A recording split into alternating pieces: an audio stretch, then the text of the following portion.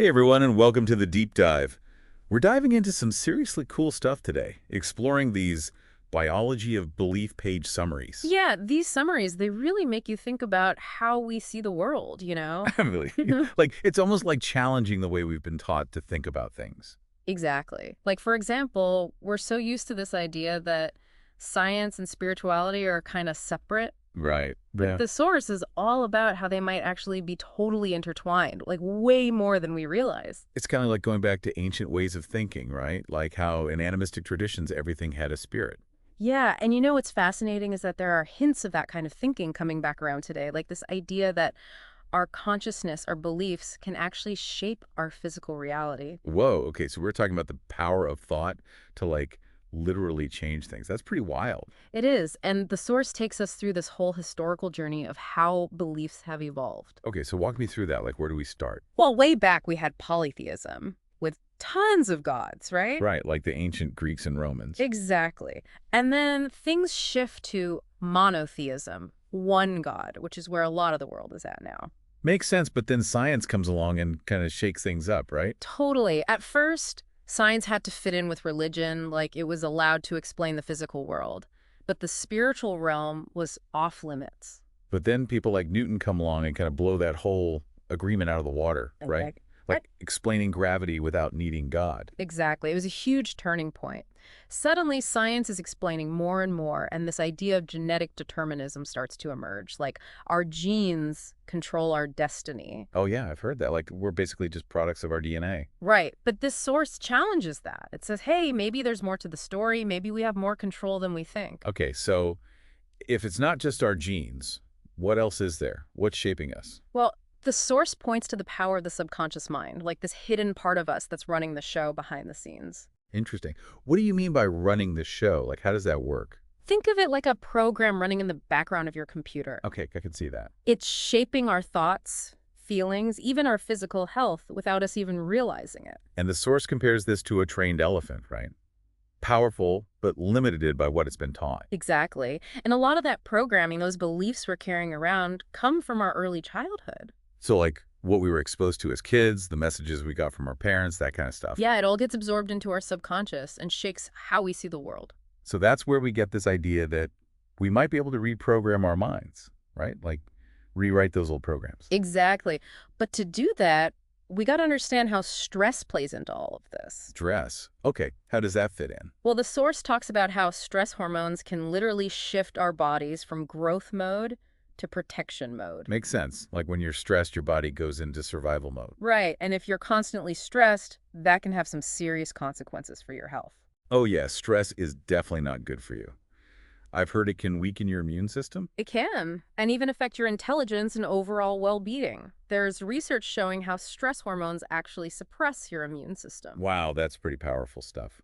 But if stress can have such a negative impact, does that mean we can flip it around and use positive thoughts to heal ourselves? That's what this source suggests. It says we can shift from this fear-based, stressed-out programming to a more love-based, growth-oriented mindset. So it's not just about thinking positive thoughts, it's about actually shifting your whole way of being. Exactly. And they cite actual experiments, like one with cells in a petri dish. Okay, what happened there? The cells exposed to positive stimuli thrived, while those exposed to negative ones struggled. That's incredible. So our thoughts really do have a physical impact on our cells. It seems that way, and there's this old saying, the source quotes, as a man or woman thinketh, so are they. Wow, that's pretty powerful stuff. So we've got science backing up this idea that our thoughts and beliefs really matter. But how does it all work, and what can we actually do about it? Well, that's what we'll be exploring in part two. Sounds good. Can't wait. It's like, imagine you're driving a car. Okay, I'm following. Your conscious mind, that's the driver, making the decisions, choosing where to go right. Right.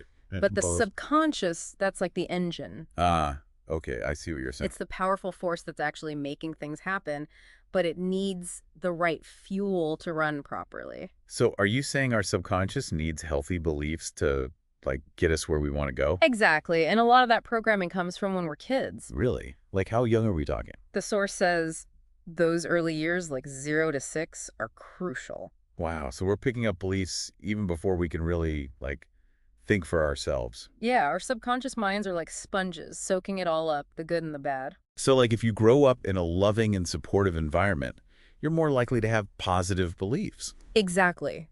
But the opposite is true too, right? Trauma, neglect, limiting beliefs from parents. Right, those can get stuck in there too. And they can play out in our adult lives, affecting our relationships, our careers, our health. It's like we're unconsciously repeating patterns, even when they're not working for us. And sometimes we don't even realize we're doing it. So are we basically doomed to repeat those patterns forever? No, not at all. That's the good news. Okay, phew. So what can we do about it? The source talks about reprogramming our minds. Like, is that even possible? Can we actually change our subconscious beliefs? That's what the source suggests. It says it takes effort, but it is possible.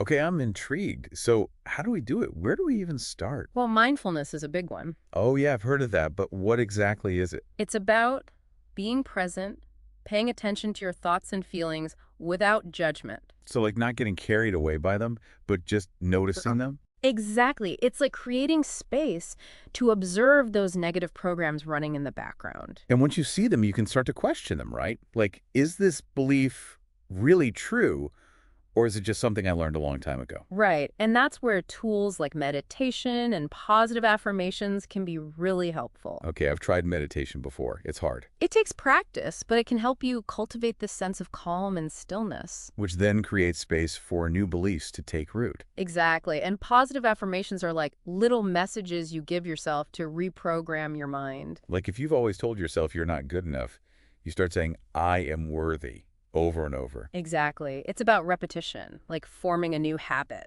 So we're basically training our minds to think differently. Exactly. And the cool thing is it's not just about individual growth. The source also talks about the power of love.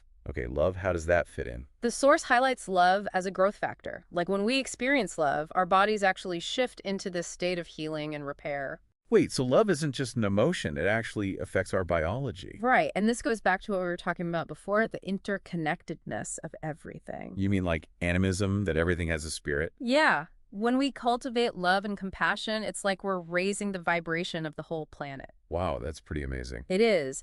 And the source emphasizes that we're not just individuals on separate journeys, we're all part of this collective evolution. So our choices, our beliefs, they actually affect everyone. Yeah, it's like we're all in this together. And the source even suggests that humanity's future depends on this shift in consciousness, from fear to love. It's like we're at a crossroads. Exactly. We can choose to stay stuck in fear and separation, or we can choose love and connection. That's a powerful choice. But how do we actually make that shift? How do we start embracing this new way of being? Well, that's what we're going to explore in part 3. Okay, so we've covered a lot of ground so far. Yeah. You know, this idea of reprogramming our mind, it's all very well in theory, but how do we actually do it? Well, the source, it gives us some pretty concrete steps. Lay it on me. Mindfulness, that's where it all starts. Mindfulness, right? We've But- talked about that a bit before. Yeah, but it's so important, being present, really paying attention to your thoughts and feelings, but like without judging them. So it's not about, like, trying to force yourself to think positive or anything. No, it's more about just observing, noticing what's going on inside. Okay, so you're basically becoming aware of those negative programs that might be running. Exactly. And once you can see them, then you can start to challenge them like, wait a minute, is this belief really true? Right. Or is it just something you've been carrying around for years without even realizing it? Exactly. And that's where things like meditation and affirmations can come in. Okay, meditation, that's always a good one. Right. It helps you cultivate that calm, that stillness. Which then makes it easier to, like, plant those new positive beliefs. Yeah, exactly. And affirmations, they're like these little reminders you give yourself throughout the day. So, like, if you tend to think, I'm not good enough, Yeah. you start saying, I'm worthy instead. Exactly. It sounds simple, but it really can work. It's like rewiring your brain. It is. And the source really emphasizes the power of repetition here. Like forming a new habit, the more you do it, the more natural it becomes. That's it. And the source goes even deeper, talking about the power of love to create change. Okay, love, that's a big one. I mean, how does that fit into all of this? Well, the source, it highlights love as this major growth factor, this incredible healing force. So it's not just some fluffy feel-good emotion, it actually has a real impact on our bodies. It does. And this brings us back to that concept of animism, the idea that we're all connected. Right, that everything has a spirit, a life force. Yeah.